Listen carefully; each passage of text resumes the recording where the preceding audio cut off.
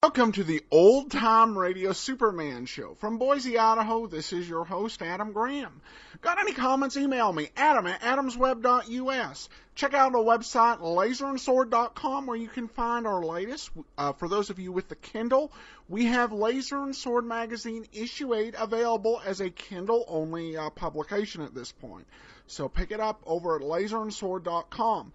Well, we got a comment from David, who wrote it in, regarding Superman episode 0235. Okay, I know they're trying to impress the 1940s listeners with rooms full of monkeys and gorillas and stuff, but I'm sorry, it sounds like a room full of kittens.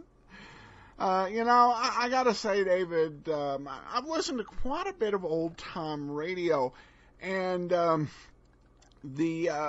I don't think that the audio on Superman was by any means top-notch. There was always opportunities for improvement. It wasn't like Dragnet.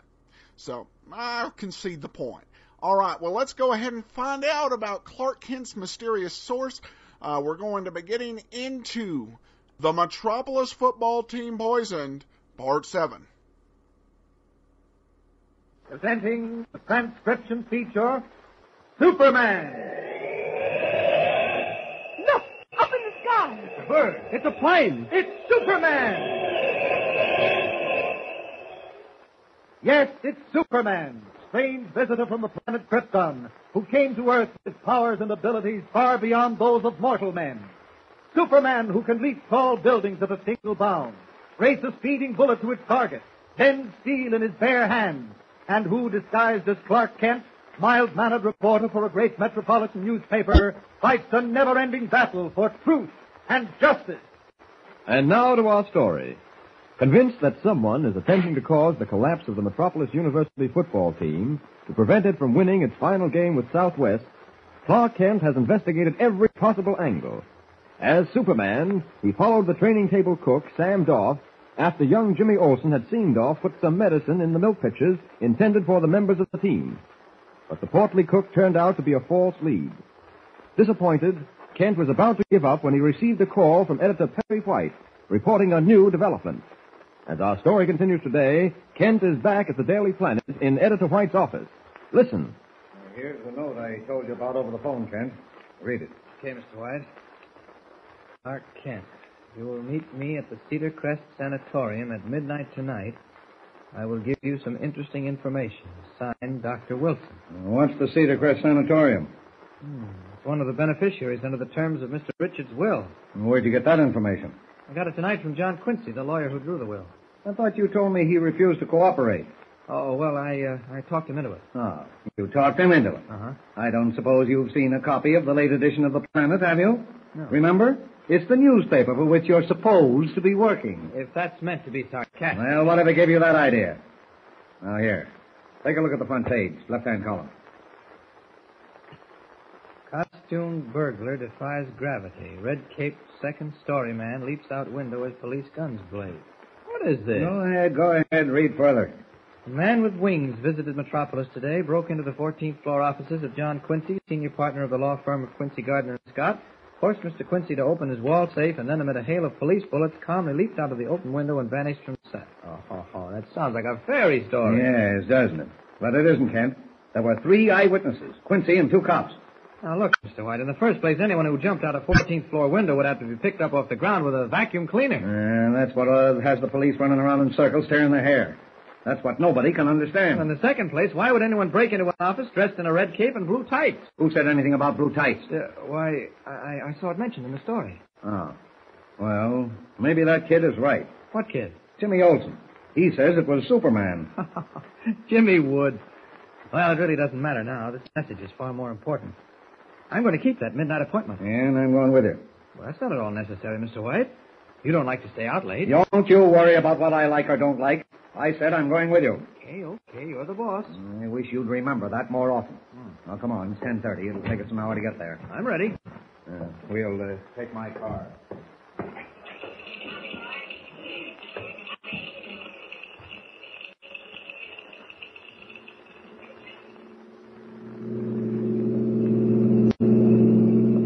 And, What happened after you brought Dorf, the cook, back to the university? Oh, everything went to pieces.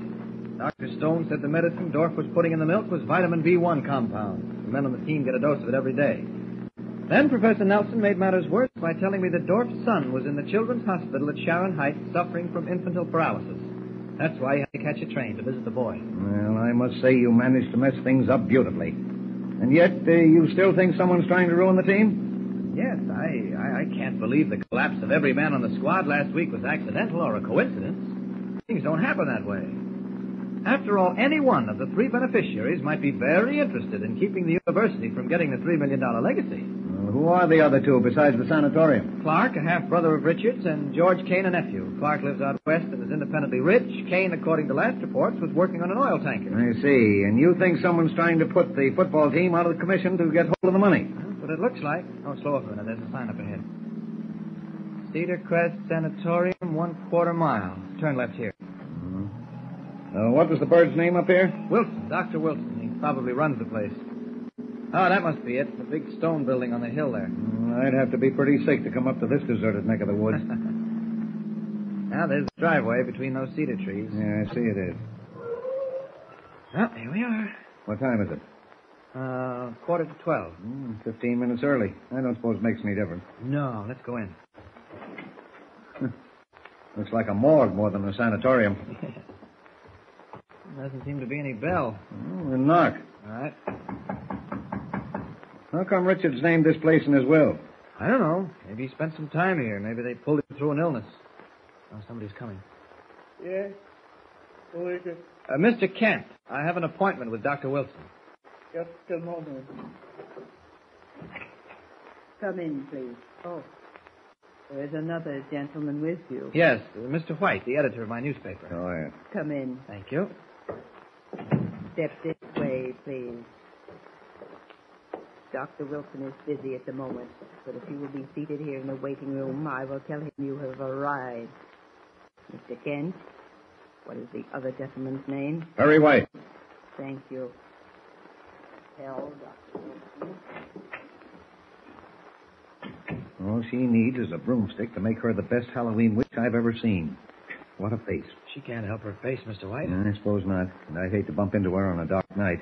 Scare the living daylights out of me. Did you notice her eyes? Look like little black shoe buttons. I imagine she's the matron or manager. Here she comes. Dr. Wilson will see you in his private office. Oh. Follow me, please. All right. Through this hallway. This is Dr. Wilson's office. Step inside, please. Hey, wait a minute. She's locked us in. You're right. This isn't an office at all. It's a bare room with 2 chairs. There aren't even any windows. Hey, open up. Open up, I said. Don't excite yourselves, gentlemen. Where's that voice coming from? That grill in the ceiling. There's a loudspeaker behind it. And a microphone as well, Mr. Kent. I can hear everything you say. But unfortunately, I will not be able to speak with you again until next Saturday. Saturday? What's he talking about? Both you and Mr. Kent are to be my guests until next Saturday, Mr. White. That voice, I've heard it before. Whoever you are, you're crazy. Oh, no. Just cautious. But have no fears. No harm will come to you. The room you are in is an oxygen chamber used to treat severe cases of asthma. It is soundproof and airproof. Your meals will be served you through the conveyor at the base of the wall on your right. You will be released late Saturday night. What sort of nonsense is this? It isn't nonsense, Mr. White. He plans to keep us here until after the game on Saturday, the game he wants Metropolis to lose. Precisely, Mr. Kent. You owe this temporary inconvenience to your own inquisitive nature. I warned you not to interfere, but you failed to take heed. Who are you? What's your name?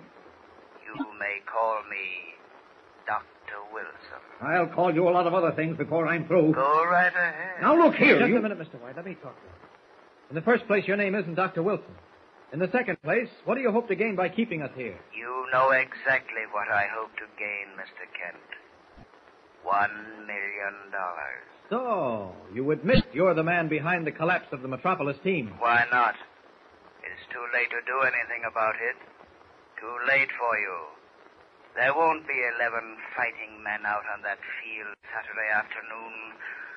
There'll be 11 days, groggy excuses for football players. Why, you dirty snake in the grass. That won't help you now, Mr. White. I'll break this door down. Don't waste your time. It's solid steel. Oh, if I could only get my hands on you. If wishes were horses, beggars would ride. Well, gentlemen, I must leave you. If you wish anything, press the button to the left of the door.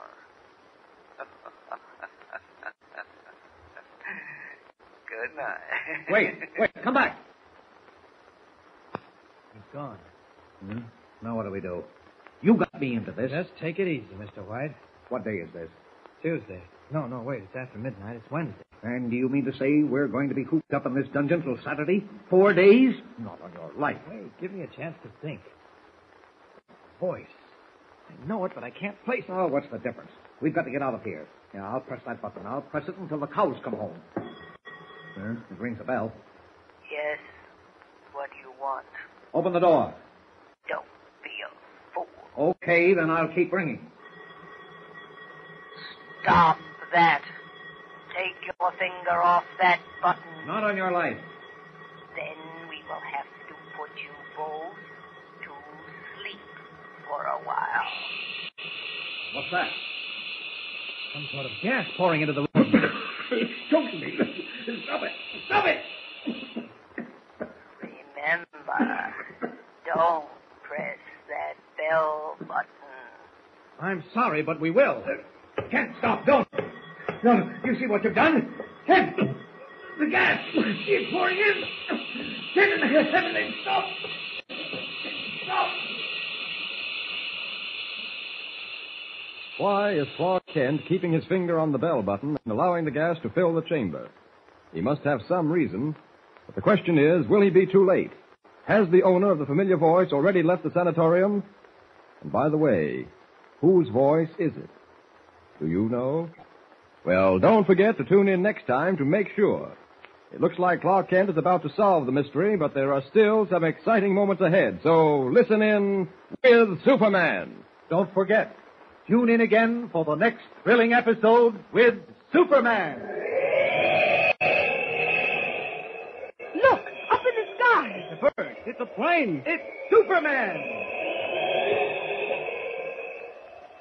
Superman is a copyrighted feature appearing in Action Comics magazine. All right, welcome back. I have to say, this had to be one of the most annoying escape attempts ever. Oh, yeah?